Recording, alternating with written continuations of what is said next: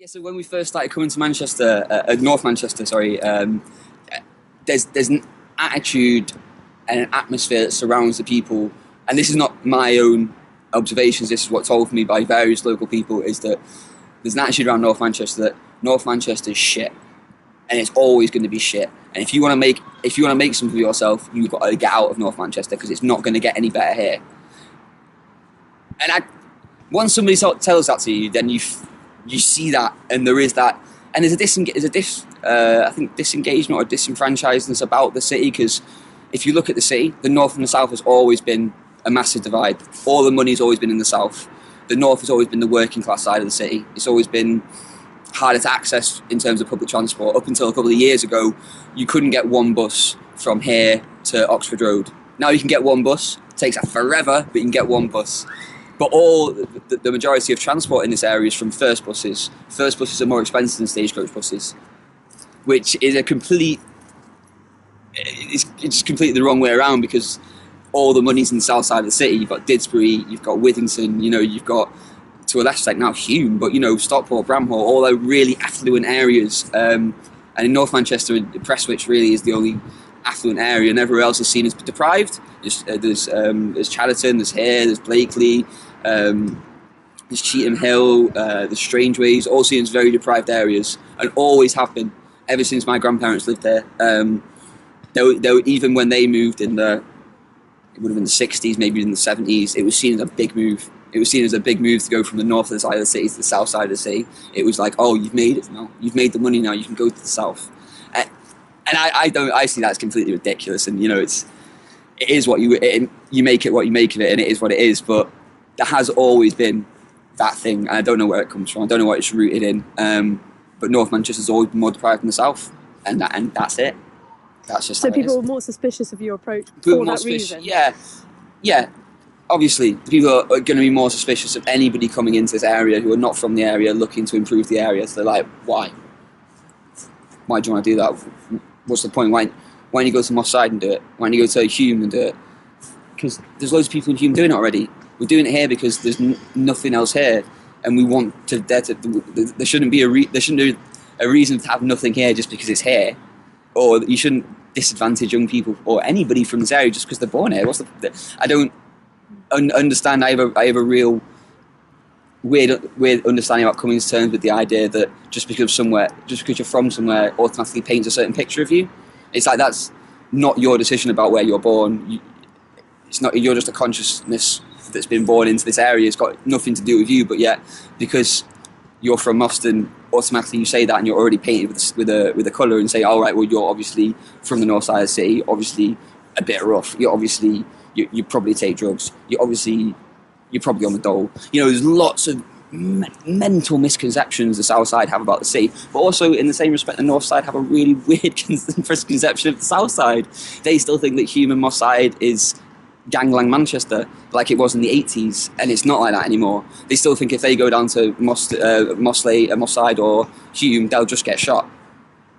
Which isn't going to happen at all, because it's Moss Side and it's Hume, and there's millions of pounds being spent on those areas, and none of the gangs exist anymore, and it's not like that at all anymore. But all they know is what they've heard, and because the transport links are so poor, and because it takes so long to get just to the other side of the city, those misconceptions remain and are strengthened by time, because nobody else goes to disprove it at all. And yeah, I just kept on being around, and not just at the Miners, like wandering around Moston Lane, going into different cafes every day, chatting to business owners, local people, without even trying to sign people up to the project, just going, oh, we're looking to do this project, is this something you might be interested in maybe talking to me about when we've got the thing up and running? Hairdressers, really key. Barbershops in Moston are really key, because they're a big community place. People go and get their haircuts and spend 2 hours chatting. So if the barber knows about your project, he'll pass it around. And word of mouth, yeah, really, really, really interesting. It helped a lot with the outreach. We were persistent. We were consistent with the work. We didn't give up. We kept on coming. It was hard at times, and the first cohort, were very difficult at points, very resistant to the work.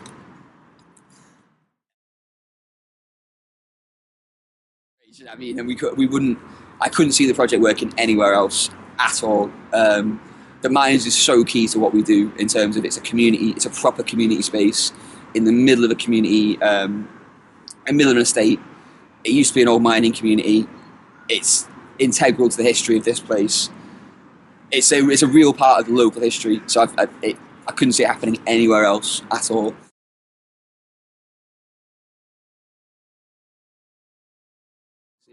And even for a little bit, sometimes I don't refer to Contact as much.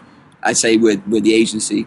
And then if people delve in and go, oh, well, actually we're from Contact and we're a theatre, because then you have to explain, yeah, we're a theatre, but no, it's not a play.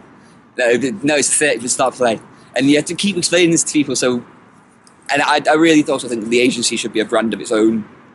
The arts organisation's engaged to deliver, but the agency is very much its own entity, and it has to be represented and known as that for it to grow. It's a very prescriptive methodology that we're delivering. So it's not a Battersea project, it's not a Contact project, it's the agency. Because eventually it's going to be, hopefully, fingers crossed, it's going to be, different cities, so maybe Glasgow, Cardiff, Coventry, Birmingham, other areas other urban city areas that would need this project. So I think it needs to be the agency, because then people don't get confused with like the BAC agency, the Contact agency. It's just the one thing. Yeah.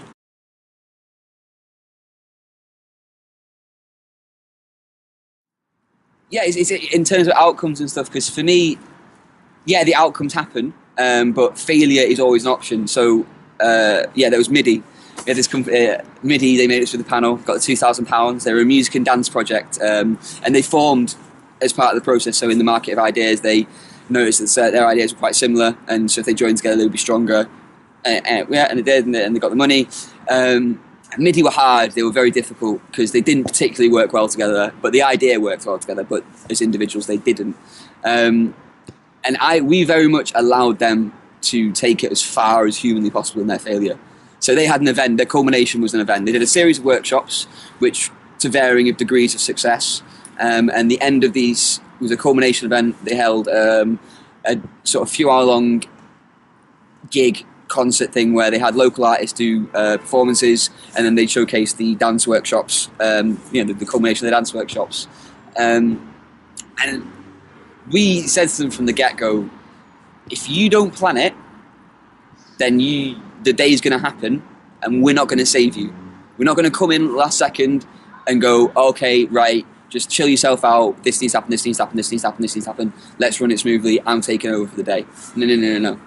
If things begin to fail, we'll be there and we'll walk that failure with you, but I will not save the day for you. Because then at the end of the day, who's won? Nobody's won. Nobody's had no learning has occurred. Because failure is very key. Like I said before, failure is very key. Failure, you have to fail at points to succeed. And sometimes you've got to fail big. You've got to fail really big to go, oh, yeah, should have done that better. Should have done this and then that and then this. And we really try and stick to that as closely as possible. Of course, we will save some of it, and it won't be a complete shambles, but we need them to understand where they went wrong and understand what they need to have put in place for that not to happen next time round.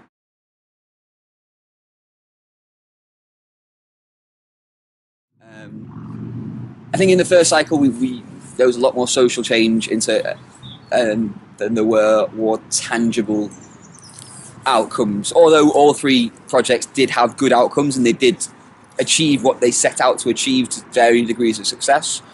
I think the social change for all of them was massive, absolutely massive.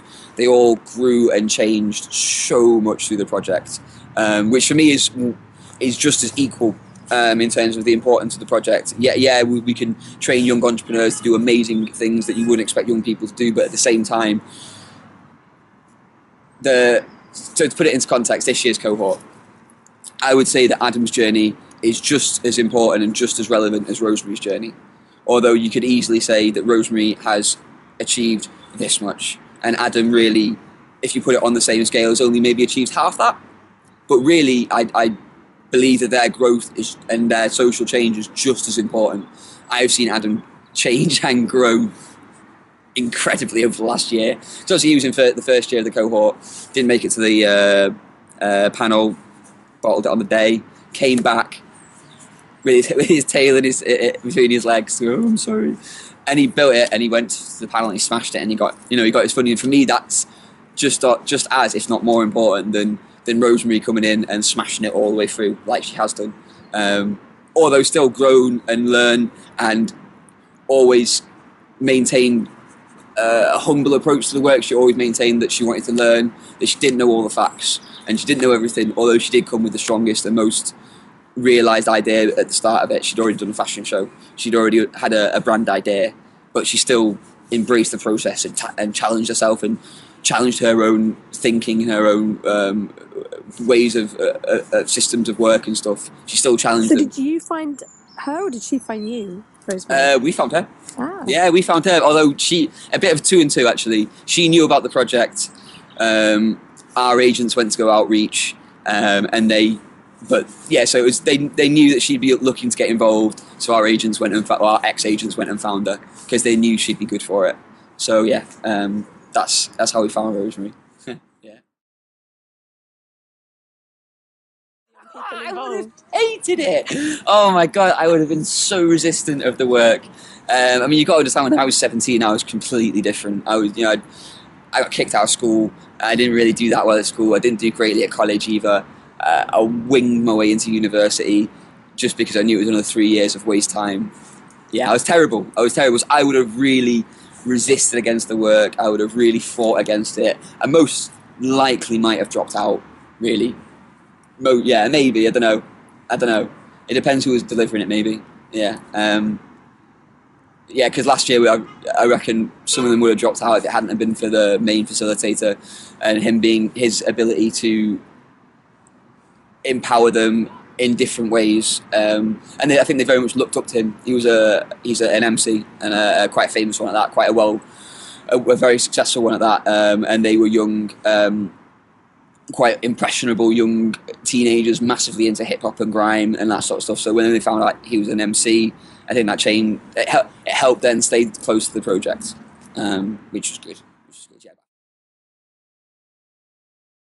It's such an amazing project and it's such a big project. And the more I work with it, the more I A, understand it, but B, embrace the importance of it and understand the importance of, or understand how important it could be in the future. It could be, really big project, because I mean, I'm not the biggest expert in the world of I don't think anybody can be. There's a million youth projects in the world and there are lots doing similar things that the agency is looking to achieve.